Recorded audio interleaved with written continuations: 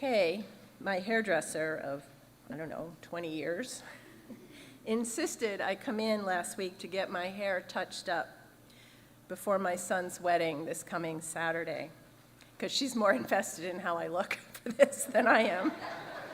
But I always do what I'm told by her.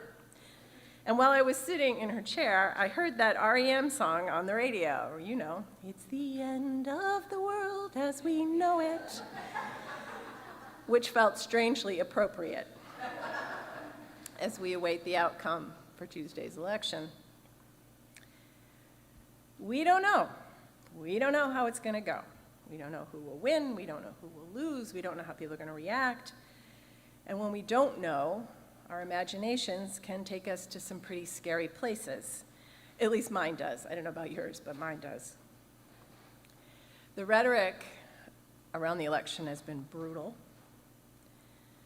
Women, particularly women of color, are constantly being verbally abused. Immigrants are being vilified, even by second and third generation immigrants, which I find heartbreaking. Or I should say second and third generation descendants of immigrants, as are LGBTQIA+ folks and Haitians and Puerto Ricans, among others. There have been implied threats and direct threats of violence towards specific persons and groups of people and the electoral process itself. As I wrote in my newsletter column, I've been returning to that Chinese folktale that Sadie Kahn Green told us many years ago about the farmer and his son who experience what appear moments of good luck and bad, and as the neighbors come to share their congratulations or consolations, the farmer responds to each event with equal equanimity. Could be good, could be bad, too soon to tell. Yeah, you all remember that, who were there. Despite all the instant analysis at our fingertips these days, I see the wisdom in these stories. It is too soon to tell.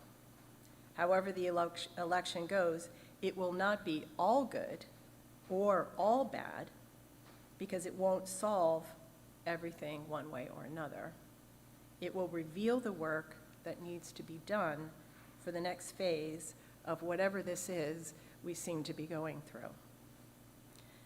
So over the last month of Sundays, I've been sharing spiritual practices and tools for us to use to navigate the anxiety and the fear and the conflict of this election and beyond.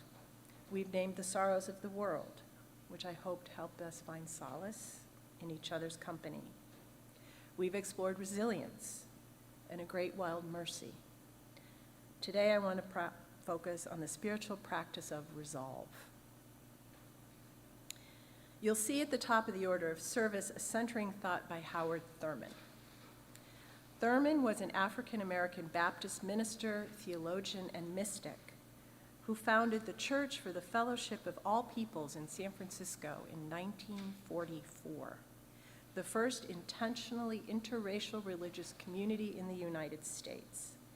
And he did so after he had been to India and met Gandhi.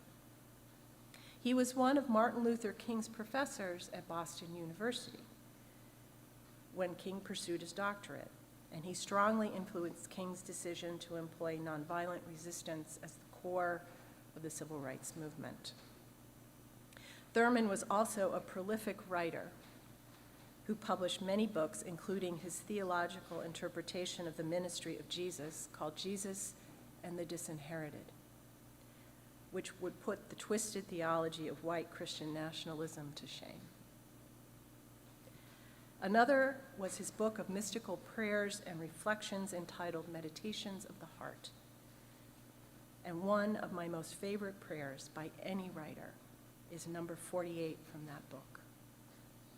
In the quietness of this place, surrounded by the all-pervading presence of God, my heart whispers, keep fresh before me the moments of my high resolve, that in fair weather or in foul, in good times or in tempests, in the days when the darkness and the foe are nameless or familiar, I may not forget that to which my life is committed, keep before me the moments of my high resolve.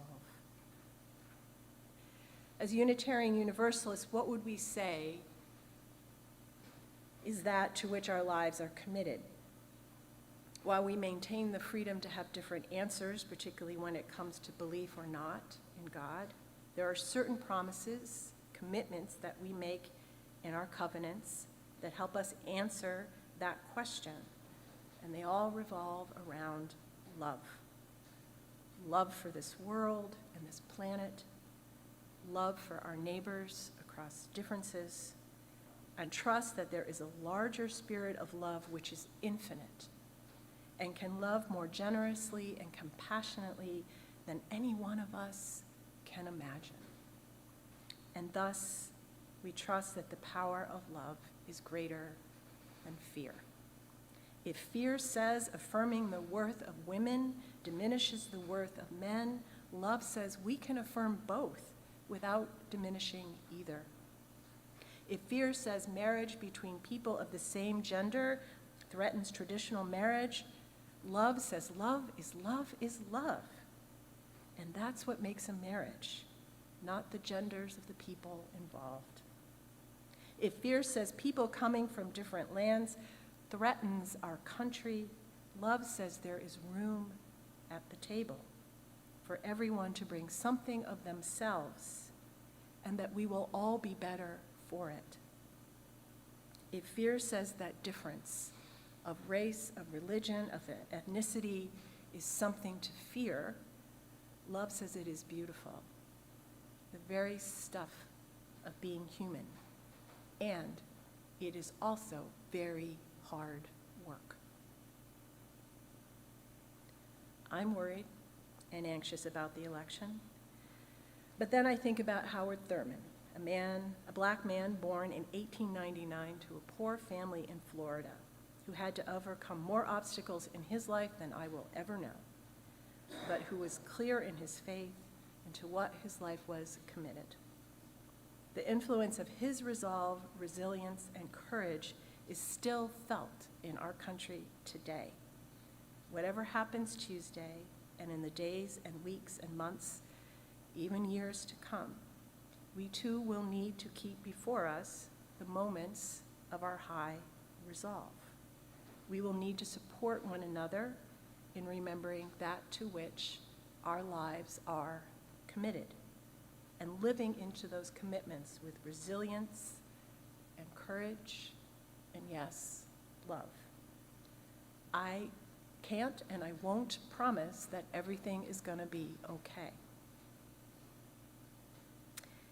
And I can't and I won't promise that love will win on Tuesday or any other day, because I don't think love wins.